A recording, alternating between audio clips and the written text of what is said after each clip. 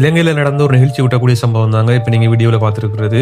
என்னன்னு சொன்னா, ஒரு விபத்துல வந்து மாடும், கன்றும் மாட்டிக்கிச்சு. ஸோ, அதனால வந்து அந்த கன்றுக்கு வந்து ஒரு பலத்த அடிகாயம். ஸோ, அதனால வந்து என்ன செஞ்சிருந்தாங்கன்னு சொன்னா, அந்த கன்ற எடுத்துட்டு போய் மிருக வைத்தியசாலையில கொண்டு போயிட்டு சேர்த்திருந்தாங்க.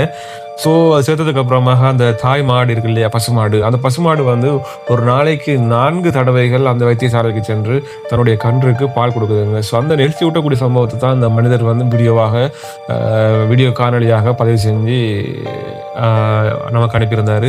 ஸோ, அந்த வீடியோ வந்து இப்போ வந்து இலங்கையிலே சோசியல் மீடியாவுல வந்து எல்லா இடத்துலயுமே வந்து மிகவும் வைரலாக பரவிட்டு இருக்கிற ஒரு வீடியோஸ் அந்த வீடியோஸ். அந்த வீடியோ பார்த்துட்டு நீங்களும் வந்து மிருகங்களோட அன்போடு நடந்து கொள்ளுங்க. நம்ம மனிதர்களோடு அன்போடு நடக்கமா இல்லையாங்கிறது 2வது விஷயம். ஆனா பாருங்க, அந்த மிருகம் வந்து தாய் பாசத்தை எவ்வளோ அழகா காண்பிக்குதுன்னு பாருங்களேன்.